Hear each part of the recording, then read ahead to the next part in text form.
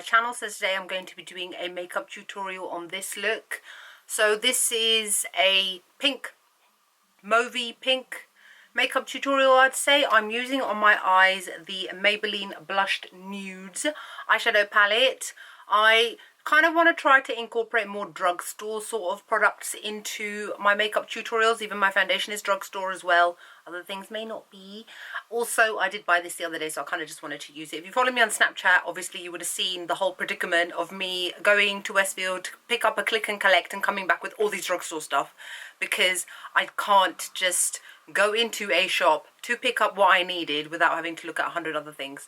And that's how this came about, and that's actually how this t-shirt came about as well. This is my Alice in Wonderland Mad Hatter Tea Party t-shirt from Uniqlo, my one and only favourite store where I buy all my Disney t-shirts and hoodies and other random tops and things like that. So I, as always, wanted to kind of match my makeup to what I was wearing. Even though this is a very baby pink kind of t-shirt, well, to be honest, I just kind of went with what I had in this palette, to be honest. So you can see that the eyes are quite soft actually, because this Blushed Nudes palettes, the colours are not in your face, they're not full on like out there sort of thing. So yeah, so that's it really. And on my nails I'm wearing Essie's Madison Ave Hue is what it's called. I love it, pink nails. Yeah, so I hope that you guys enjoyed the video. Like, comment, subscribe, let me know what else that you might like to see. I hope that you're all great, I hope you're all doing well, and I'll see you all in the video. Bye. Hello everybody, welcome back. So first I'm going to prep my eyelids for the eyeshadow with the Air Patrol BB Eyelid Primer by Benefit, which is an awesome primer. Then I'm going to prime my face with the Nivea Men Post Shave Sensitive Balm, which I've been using religiously ever since I bought it. Now I'm using my new Bourjois City Radiance foundation in the shade 05 Golden Beige. I'm dotting it all over my face. Just as an FYI side disclaimer, this shade is too beige for me. It's not too light for me, it's too beige for me. So there is going to be a kind of a beige cast over my face. So if anyone feels the need to point that out, don't. I've done a review video after this, and that's the reason why I used it in this video. Anyway, blending it all in with the Sigma 3D HD Kabuki brush, making sure that it looks all nice and even if it is the wrong colour. Then I'm using the Radiance Reveal Concealer in 02 Beige to conceal and at the same time use as a highlight under my eyes, as well as my nose, forehead, upper lip and chin as always. And it was okay, but it's not as good as my MAC Prep and Prime highlighter, so it's fine to use just as a concealer, I think.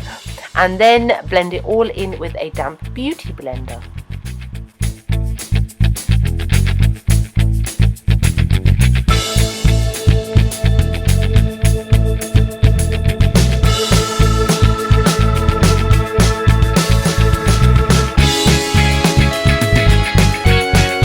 Now to set all those areas, I am using my Kat Von D Shade and Light Contour Palette with my Real Techniques contour brush to set the under eye area as well as the nose and everywhere else that you saw me highlighting. Then to set the foundation, as always, again, I'm using my MAC Studio Fix Powder Foundation in the shade NC40 and a large powder F30 brush by Sigma to set it all in place.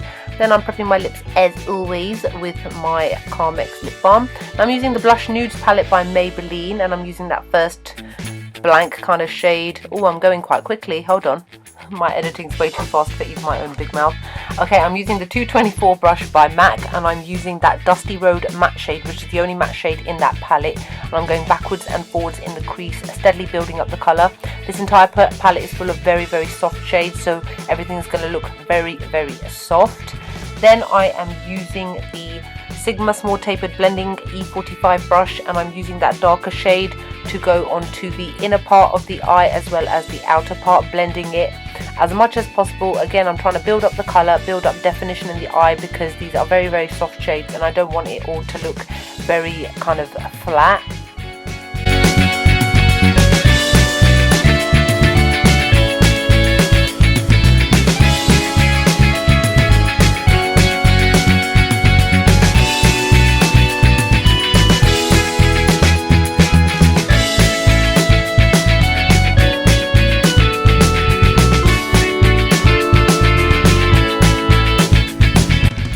Now I'm using this shimmery rose shade and a Sigma E55 eye shading brush to apply it to the center of the lid.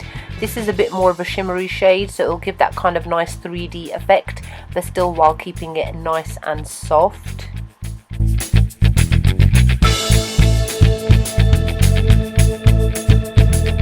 Then just go back in with that dark shade again and make sure that there are no harsh lines between that and the lid shade that we placed in the center.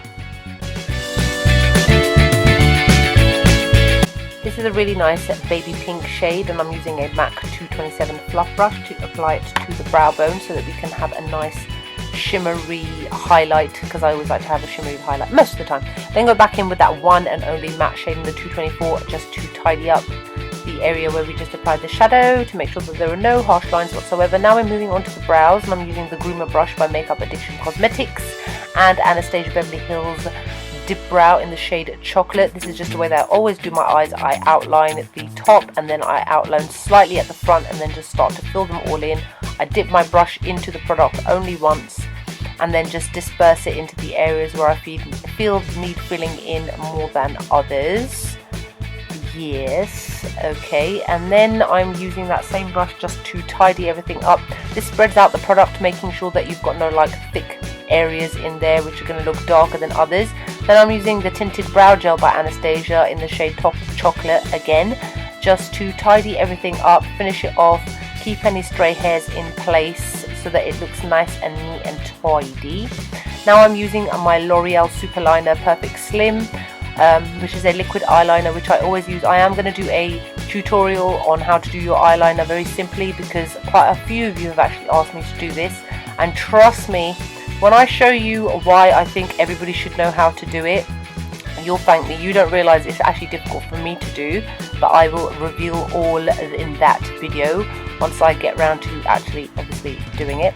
So now finishing off my eyeliner and having a huge wing as always, then using that dark shade again, and I am stamping it onto the lower lash line using a MAC 212 brush. So just stamp it on so that you're almost creating like an eyeliner but not in the lash line. Then use that same dusky shimmery rose shade and a Royal & Langnickel Pro Pencil Blender brush just to blend it all out so that it's not too harsh looking. Then use a black Kohl eyeliner to line your waterline, as I generally always use a black shade. I'm sure you guys know this by now. Then I'm using this other shimmery pink shade, and I'm applying it to the tear duct area with a MAC pencil brush just to finish off all the eyeshadows, because I think we're done now. Now I'm using their Real Mascara by Benefit just to prep my eyelashes for my fake eyelashes that I'm going to be wearing. These are the Huda Beauty Sasha eyelashes, and for the first time you're going to actually see me how I apply them. I was feeling a bit brave. I generally don't show myself putting eyelashes on camera because, as you can see, I take ages. I'm very slow. I use that Bourjois lash applicator to apply. I'll link it below. I've shown it before. It's actually a really amazing product, and these lashes are very big, and they've got a very thick lash band. So first I place it into the right place, then I use the other side of the applicator just to press them down, because like I said, the lashes have got a very thick base.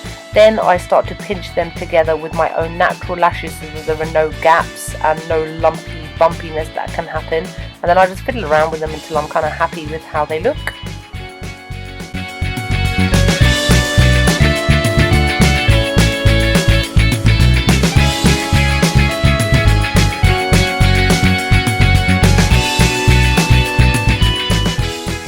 Now to contour the face, I'm using Makeup Geek's Bad Habit contour powder and a Morphe G3 contour brush just to carve out and place where I want my contour and then blend it upwards. You don't want to ever blend your contour downwards, you blend it upwards because you want to lift your face. You don't want to drag your face down. So just apply that. As you can see, as I'm doing, I'm applying it to my face and I am blending it upwards, so you just need to do the same. And then I tend to use this same brush to do my nose as well. It will apply quite thickly, as you can see, because it's a very dense brush, but then I generally tend to use my fingers on my nose all the time anyway, because I don't like to have a harsh contour around my nose. I don't think it's necessary. Then I'm using a Sigma F40 large angled contour brush just to do the rest of the face, because I don't need that harsh contour brush for that, and I want it to be quite soft. Then I'm using the shade Hanky Panky, and I'm using a MAC blush brush to apply it to the tops of my cheeks, as well as blending it into the contour, which is why we obviously blend the contour upwards so that it blends nicely into the blush, so there's a nice lovely soft gradient. Then I'm using the same Kat Von D banana-y shade and my contour brush just to tidy up my contour. This is how I sharpen it. I don't like to really have a very sharp contour. Actually, you know what, it depends on my mood, to be honest. Anyway, to highlight my face, I'm using the Anastasia Beverly Hills Glow Kit in Gleam and in the shade Starburst, and I'm using a Morphe M501, I think it is, brush to apply it to the tops of my cheekbones. It's a very cool toned look, so I'm using a cool highlight to the nose and to the Cupid's bow as well, just so that you look lovely and highlighted. Now I'm using the Kat Von D Everlasting Liquid Lipstick in the shade Lolita, which is a gorgeous mauvey dusky rose shade that everybody should have. It's absolutely stunning and I love it. It's one of my favorites. So just apply that to the lips first, and then we're going to be placing on top of that Anastasia Beverly Hills Metallic Rose lip gloss. But make sure that your liquid lipstick is always dry before you apply the lip gloss, otherwise the lip gloss will cause it to move around if it's not dry. So apply this to have a really kind of cool chromographic metallic look to the lips, and then that is it. That is the finishing touches to the makeup look. Hope you guys enjoyed. Like, comment, subscribe. I've got another look coming up next, which is like a bronzy sort of look, so hope you guys enjoy. Bye.